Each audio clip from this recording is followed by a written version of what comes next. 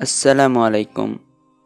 দারাজের account কত প্রকার ও কি এবং কিভাবে সেই অ্যাকাউন্টগুলো করতে হয় সেই বিষয়গুলো নিয়ে আজকের এই ভিডিও। তো চলুন শুরু করা যাক। প্রথমত আপনাকে দারাজ অ্যাপ ওপেন করতে হবে। তারপর ডান দিকের নিচে অ্যাকাউন্ট অপশনটিতে ক্লিক করতে হবে। এরপর সাইন আপ অপশনটিতে ক্লিক করতে হবে। এখানে অনেকগুলো মেথড চলে এসেছে, যার মধ্যে প্রথমটি হলো মোবাইল নাম্বারের মাধ্যমে অ্যাকাউন্ট, দ্বিতীয়টি ফেসবুক এবং তৃতীয়টি জিমেলের মাধ্যমে অ্যাকাউন্ট।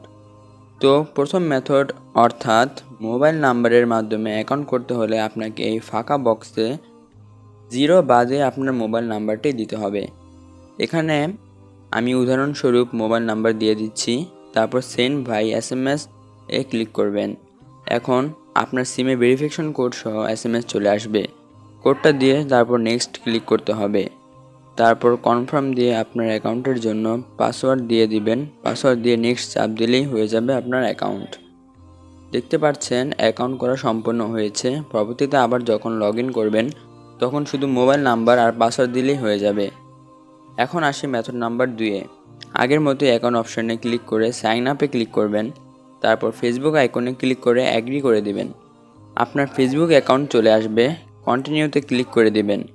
আপনার ফেসবুকে ইমেল অ্যাড করা না থাকলে এখানে আপনার ইমেল দিয়ে কমপ্লিটে ক্লিক করবেন, তাহলেই হয়ে যাবে আপনার অ্যাকাউন্ট।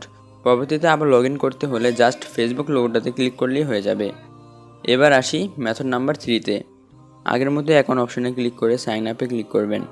গুগল আইকনে ক্লিক করবেন। এরপর আপনার জিমেলগুলো চলে আসবে। আপনার জিমেলের উপর ক্লিক করলেই অ্যাকাউন্ট হয়ে যাবে। দেখতে পাচ্ছেন অ্যাকাউন্টে লগ ইন হয়ে গিয়েছে। পরবর্তীতে আবার লগ ইন যদি করতে চান তাহলে গুগলের আইকনে ক্লিক করবেন, তাহলেই হবে। আশা করি আপনাদের দারাজে অ্যাকাউন্ট করতে আর কোনো সমস্যা হবে না। কোনো সমস্যা হলে কমেন্ট বক্সে অবশ্যই জানাবেন। আজকের জন্য এইটুকুই। আল্লাহ হাফেজ।